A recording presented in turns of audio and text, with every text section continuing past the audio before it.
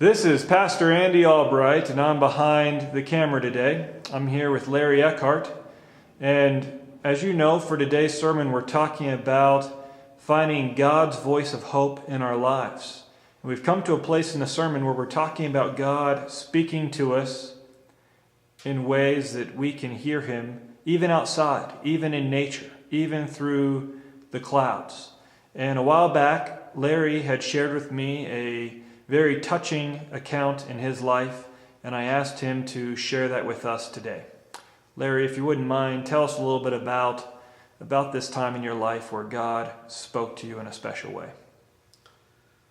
Well, it started out that I had some video products in my store that I didn't like. They weren't what I wanted in the store, and I knew that God didn't like them. And I wanted to get rid of them. I tried for a couple of years to gradually phase them out. I had asked my help to gradually cut down on the orders and phase them out, and it'd almost get down to where they were gone, and then all of a sudden they'd come back again. Yes. And I'd like, why? How come? We were almost out. And they'd say, well, the customers were getting so mad and upset, and so we just decided to go ahead and order more.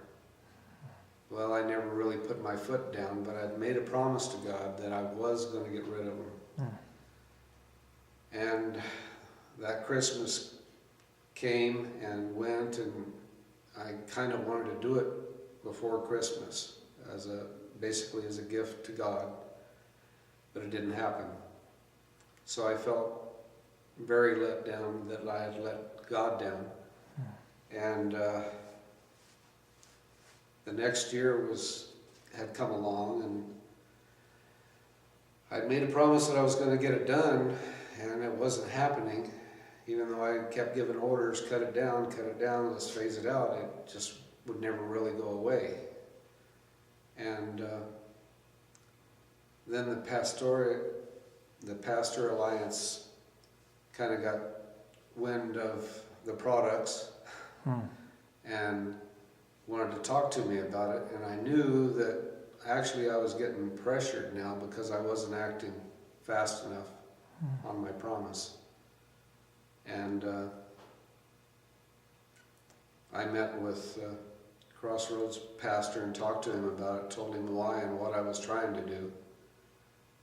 And as the year was coming closer to an end, then you, Pastor Andy, started talking directly to me for about the past 3 Sundays on exactly what I was doing.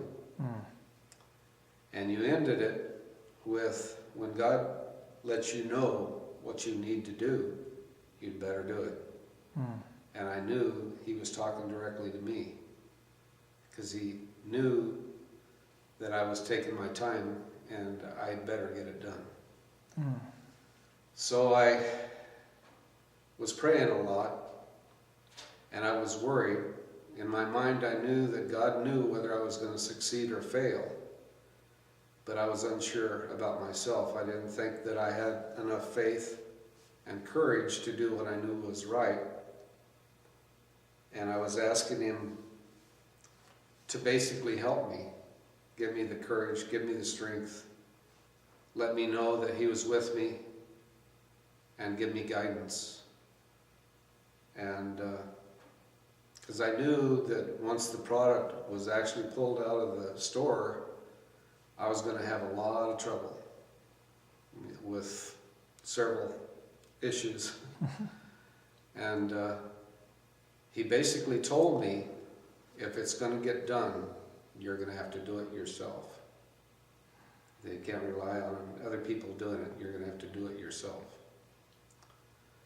So I was kind of very pressured and very distraught, wanting the courage, wanting to trust God. I really wanted to trust Him and just do it.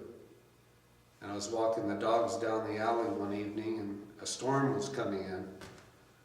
And the clouds were really zipping by pretty fast, except for this one formation kind of hung there. And as I finished my prayer, I turned around and I looked at it, And I was stunned because it looked like Jesus in the air with his hands out telling me, I hear you.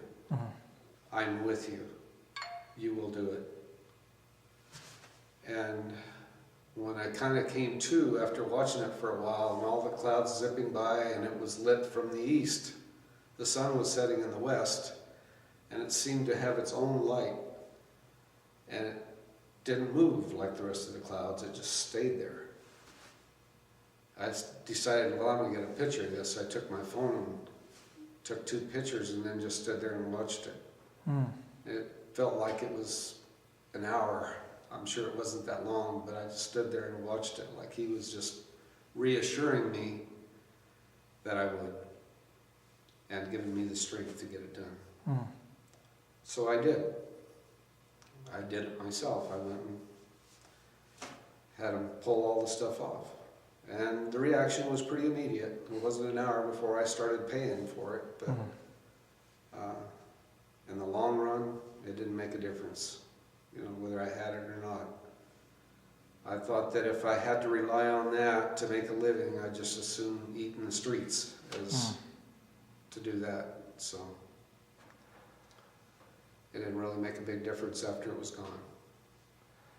Larry, I'm very thankful today for your testimony, for how God has worked in your life, and I know that it's going to be encouraging to others as they might be struggling with that courage they need to answer the Lord's voice in their lives. And as a church, we want to continue to pray for you and for what you've done for the Lord. It's been a great testament to us, but we'll pray that God will continue to bless you and your family's lives as you move ahead. Thank you so much for sharing today.